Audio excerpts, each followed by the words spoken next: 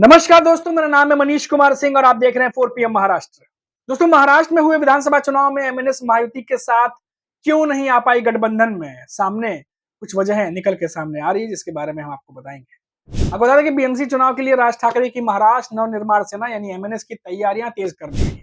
सूत्रों के मुताबिक आज राज ठाकरे के घर पर यानी शिव तीर्थ पर हुई मनसे की बैठक के दौरान आगामी विधानसभा चुनाव में बीजेपी के साथ गठबंधन करने की संभावनाओं पर चर्चा हुई है। बैठक में कहा गया है कि लोकसभा और विधानसभा चुनाव के दौरान बीजेपी मनसे के साथ गठबंधन करने के लिए सकारात्मक थी। बीजेपी मनसे के लिए कुछ सीटें छोड़ने के लिए भी राजी थी, लेकिन एकनाथ शिंदे ने गठबंधन का रास्ता ब्लॉक कर दिया। एकनाथ शिंदे की वजह से महायुति के गठबंधन और महायुति का जो हिस्सा वो मनसे जो है वो नहीं हो पाया, एमएनएस नहीं हो पाई। जानकारी के अनुसार कुछ बातें निकल के सामने आ रही हैं कि एकनाथ शिंदे ने कुछ ऐसी शर्तें रख दी थी जिसे राज ठाकरे कबूल करने के लिए तैयार नहीं थे। हालांकि ये बात सामने नहीं आई है कि वो शर्तें क्या थी, लेकिन ये बात निकल के सामने आ रही है कि एकनाथ शिंदे ने कुछ शर्तें रखी थी जिसे राज ठाकरे ने मानने से इनकार कर दिया था। अब वो बात वहीं के वहीं रह गई। क्या शर्तें थी ये भी पता नहीं चल पाया, लेकिन ये खबर आ रही है कि एकनाथ शिंदे जो है कहीं ना कहीं बीच में जो महायुति में शामिल हो सकते हैं राज ठाकरे वो नहीं हो पाया। उसके कारण एकनाथ शिंदे जो है वो कहीं ना कहीं बताए जा रहे हैं। अब जानकारी के अनुसार अब एमएनएस अपने फ्रंट लाइन नेताओं की एक कमेटी बनाएगी।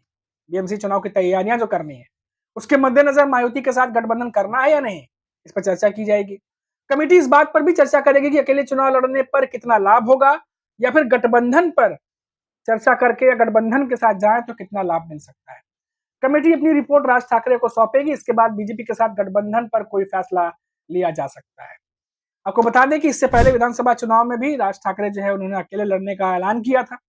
कारण मैंने बताया आपको, जो खबरें निकल के सामने आ रही है कि क्यों महायुति का हिस्सा जो है वो राज ठाकरे नहीं बन पाए थे और उसके बाद चुनाव में उतरे भी तो एक तरीके से इनडायरेक्ट तरीके से उन्हें बीजेपी की ही टीम जो है वो राजनीतिक जानकार जो है वो कह रहे थे, क्योंकि लोकसभा चुनाव में वैसे भी उन्होंने बीजेपी के लिए प्रचार किया था। आपको याद ही होगा कि लोकसभा चुनाव में जब बीजेपी ने शक्ति प्रदर्शन किया था तो तमाम गठबंधन के नेता अजीत पवार से लेके एकनाथ शिंदे से लेके देवेंद्र फडणवीस सब नेता जब मौजूद थे उस समय राज ठाकरे भी बिना शर्त उन्होंने बीजेपी को समर्थन किया था लोकसभा चुनाव में। और अब जो है चर्चा तेज है कि बीएमसी चुनाव में अब राज ठाकरे अकेले उतरेंगे या फिर बीजेपी के साथ हाथ मिलाएंगे या कुछ और रास्ता निकालेंगे। अब इन सब चीजों को लेकर चर्चा जोरों पर है, क्योंकि आपको पता ही है कि अप्रैल के आसपास बताया जा रहा है कि चुनाव हो सकते हैं, बीएमसी चुनाव, निगम चुनाव, और उसको लेकर तमाम तैयारियां जो है, चाहे उद्धव ठाकरे की शिवसेना हो, चाहे शरद पवार की एनसीपी हो या फिर महायुति के तीनों दल हों, सबने अपनी तैयारियां शुरू कर दी है। क्योंकि हाल ही में अभी विधानसभा चुनाव संपन्न हुए हैं तो कहाँ कमियां रही, कहाँ गलतियां हुई, कहाँ कर सकते थे और ज्यादा सुधार, उन सबको लेकर के अब तमाम पार्टियां जो है अपने अपने जो है मंत्र जो है वो अंतर्मन जो है वो शुरू हो चुका है, एनालिसिस शुरू हो चुका है और बीएमसी चुनाव के लिए कमर कस ली गई है। तो ये जो ताजा जानकारी थी वो हमने आप तक पहुंचाई।